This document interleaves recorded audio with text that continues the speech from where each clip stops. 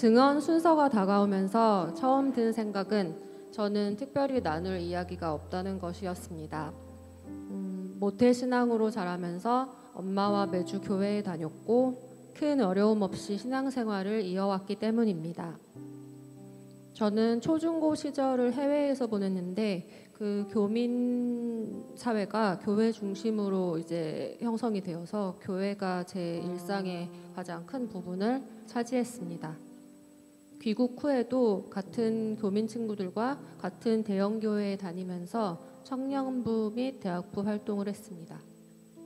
저의 이러한 성장 배경과 환경 그리고 엄마의 기도 덕분에 감사하게도 교회를 떠나지 않고 지금까지 살아온 것 같습니다. 하지만 교회를 그렇게 오랫동안 다녔음에도 불구하고 늘 피하고 싶은 질문이 하나 있습니다. 그것은 하나님을 인격적으로 만났는가라는 질문입니다. 이번 증언을 앞두고도 목사님과의 만남에서도 비슷한 질문을 받았는데요. 저한테 혜림 자매에게 하나님은 어떤 분이냐고 질문을 하셨는데 저는 늘 그랬듯이 제대로 답을 하지 못했습니다.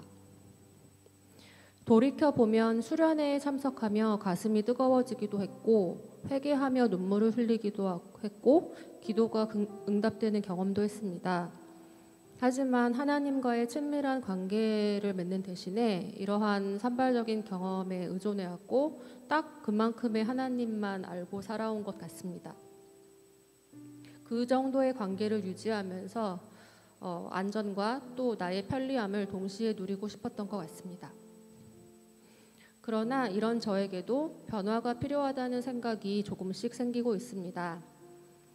그 이유는 잘 모르겠지만 최근 몇 년간 삶의 여러 변화와 어려움을 겪었기 때문일 수도 있습니다. 특히 가족의 죽음을 통해 탐욕과 거짓을 여과 없이 대면하게 되었고 장례식장에서 고인의 마지막 모습까지 몰래 촬영해서 조회수에 이용하는 사람들을 보며 참담함을 느꼈습니다. 이렇게 자신의 이익을 취하기 위해서 수단과 방법을 가리지 않는 여러 사람들을 겪고 나니 날 위해 목숨까지 내어주신 예수님의 사랑이 얼마나 놀라운지 새삼 깨닫게 된 것 같습니다. 이렇게 자신의 이익을 취하기 위해서 그러한 고인의 그러한 육신까지도 사용하는 그런 것을 보고 나니까 정말 새삼스럽게 되게 놀랐던 것 같아요. 어떻게 그렇게 나를 위해서 죽으실 수 있지? 사람들은 다 나에게서 뭔가를 빼앗아 가려고 하지만 예수님은 다 내어주셨다는 사실이 평생 처음으로 크게 다가온 것 같습니다. 그 사랑을 저는 다 알 수는 없지만 그로 인해 변화에 대한 마음이 조금씩 생기고 있는 것 같습니다. 이제는 제가 항상 피하고 싶었던 그 질문에 대답을 할 수 있어야 한다는 생각이 듭니다. 그러나 변화는 두렵기만 하고 여전히 하나님과 적당한 거리를 유지하고 싶은 마음도 공존합니다. 저는 사실 하나님과 친밀해지는 것, 하나님을 안다는 것이 정확히 무엇인지 잘 모르겠습니다. 그리고 또 어떤 방식으로 변화를 추구해야 하는지도 잘 모르겠습니다. 하지만 이 또한 하나님의 도우심이 필요한 부분이라고 생각됩니다.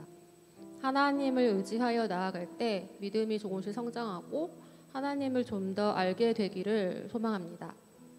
기도하시겠습니다. 사랑이 많으신 하나님, 오늘 저희가 이렇게 한자리에 모여 예배를 드릴 수 있도록 해주심에 감사드립니다. 각자의 자리에서 분주히 살다 보면 예배의 자리가 얼마나 귀한 자리인지 자주 잊어버리곤 합니다. 이 시간 하나님의 마음을 더 잘 알게 해주시고 각자의 마음이 주님께 향하게 해주세요. 말씀을 전하시는 목사님과 함께 하여 주시고 우리의 예배를 기쁘게 받아주세요. 예수님의 이름으로 기도합니다.